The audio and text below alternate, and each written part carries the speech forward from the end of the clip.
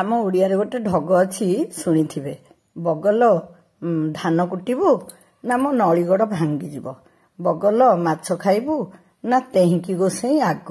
ଏ କଥାର ଅର୍ଥ କ'ଣ କହିଲେ? ଯାହାର ଯୋଉଠିକି ଆଗ୍ରହ ସେଇଟା ସେ କରେ, ଯୋଉଥିରେ ଆଗ୍ରହ ନାହିଁ ସେ କାମ ସେ କରେ ନାହିଁ। ଆଜି ଏ ସକାଳୁ ଧଡ଼ପଡ଼ ହୋଇ ଉଠି ପଡ଼ି କହିଲେ ଚା ଟିକେ ମତେ ଦେଲ ଜଲ୍ଦି। କି କଥା, ଇଏ ତ ସକାଳୁ ଭାରି ଅଳସୁଆ ହୁଅନ୍ତି, ଆଜି କ'ଣ ସକାଳୁ ସକାଳୁ ଚା ମାଗିଲେଣି। ହଉ, ବୋହୁ କହିଲି ତାଙ୍କୁ ଟିକେ ଚା ଦେଇଦେଲୁ। ସେ ଚଟାପଟ ଚା କପେ ପିଇ ଦେଇ ଗୁହାଳ ଆଡ଼କୁ ଦାଣ୍ଡେଇଲେ।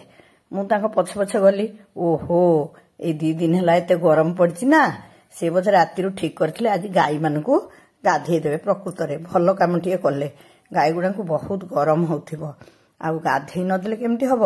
ଏ ଖରାଦିନେ ଆମର ପ୍ରାୟ ଗାଈକି ଗାଧେଇ ଦିଆ ହୁଏ। ମୁଁ ଟିକେ ଅଣଦେଖା କରିଦେଇଥିଲି, ଭଲ ହେଲା ସେ ମନେ ପକେଇଦେଲେ ଯେ ଏଣିକି ଗାଈକି ଗାଧେଇ ଦେବାକୁ ପଡ଼ିବ। ସେ ସକାଳୁ ଗୁହାଳକୁ ବାହାରି ଗଲେ, ଯାଇକି ଗୋଟାକ ପରେ ଗୋଟେ ଗାଈକି ଗାଧେଇ ଦେଲେ। ମୁଁ ଯେତେ କହିଲି ଗୋବର ଲାଗିଛି ଟିକେ ଭଲରେ ଘଷୁନ ନା, ଘଷା ମଜା ତେଣିକି ଥାଉ ମ, ରୁହ, ଗାଈ ଯାକ ଆଗ ସବୁ ଭଲରେ ଓଦା ହେଇଯାନ୍ତୁ। ତାଙ୍କୁ ଚାରିଆଡ଼ ପାଣି ମାରିକିରି ଓଦା କଲେ। ଆପଣ ହିସାବ କରନ୍ତୁ ସକାଳୁ ଆଜି ସେ କେତେଟା ଗାଈ ଗାଧେଇ ଦେଲେ। ମୁଁ ଯଦି କହିଥାନ୍ତି ଟିକେ କୁଆଡ଼େ ଯିବାକୁ ପୁନ୍ଥେଇଥାନ୍ତେ, କହିଥାନ୍ତେ ହେ ମୁଁ ଏଇନା ଯାଇପାରିବିନି, ମତେ ଭଲ ଲାଗୁନି, ଯାହାହେଲେ କହିଥାନ୍ତେ। ଏ ନାଟି ଟୋକା ବି ଆଜି ସକାଳୁ ଉଠି ପଡ଼ି ଯାଇକି ତା ଜେଜର ଚେଲା ହେଇଛି।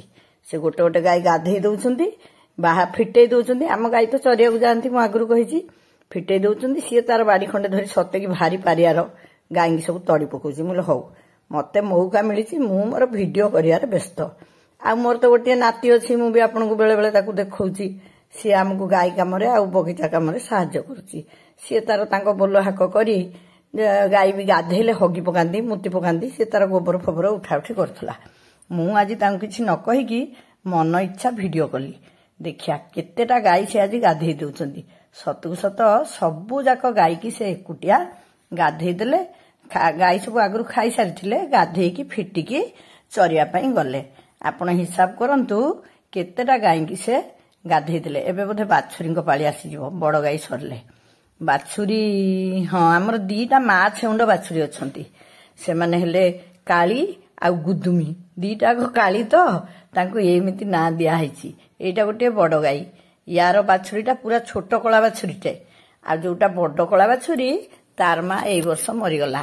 ଆଉ ଗୋଟେ ଯୋଉ ଛେବିଲି କାଳି, ସେଇଟା କଥା କହିଲେ ମନ ଭାରି ଦୁଃଖ ହୁଏ ମ। ତା ବୋଉକୁ ପୁରା କିଏ ନେଇଗଲା। କେତେ ଖୋଜିଲୁ ଆମେ, ଖୋଜି ଖୋଜି ଖୋଜି ଖୋଜି ଆଉ ପାଇଲୁନି।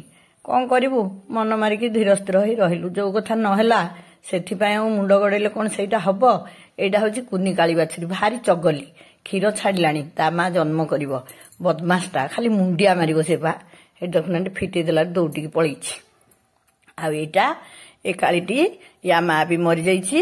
ଇଏ କିନ୍ତୁ ଜନ୍ମ କରିବ ଏ ଭିତରେ କେବେ। ଆଉ ସେପଟକୁ ଯୋଉ କାଳିଟା ଅଛି ସିଏ ହଉଛି ତା ମାକୁ କିଏ ନେଇଗଲା, ଖୋଜି ଖୋଜି ପାଇଲୁନି, ମନ ମାରିକି ରହିଲୁ। ଆଉ ପଛକୁ ସଭା ପଛକୁ ଯୋଉ ଧଳା ବାଛୁରୀକି ଗାଧେଇ ଦେବେ, ତା କଥା ମୁଁ ଆଗୁଆ କହିଦଉଛି, କାହିଁକିନା ତାର ଗୋଟେ ଲମ୍ବା ଷ୍ଟୋରି। ତା ମାକୁ ଆମେ ଇଞ୍ଜେକ୍ସନ ଦେଇଥିଲୁ। ସମସ୍ତେ କହିଲେ ଗିର୍ ଗାଈଟା ବହୁତ ଭଲ। ଆମେ ଭାବିଲୁ କାଳେ ଆମ ଭାଗ୍ୟରେ ଥିବ, ଦେଖିଆ ଗିର୍ ଗାଈ ଇଞ୍ଜେକ୍ସନ ଦିଆହେଇଥିଲା। ଏତେ ମାଇ ବାଛୁରୀ ହଉଛନ୍ତି, ଦେଖିଲା ବେଳକୁ ସେ ଗିର୍ ଗାଈଟା ବାଛୁରୀଟା ଅଣ୍ଡିରା ଜନ୍ମ ହେଲା। ଦେଖନ୍ତୁ ସେ ମାତ୍ର ବର୍ଷକର ବାଛୁରୀ କେତେ ଉଚ୍ଚା ହେଇଛି।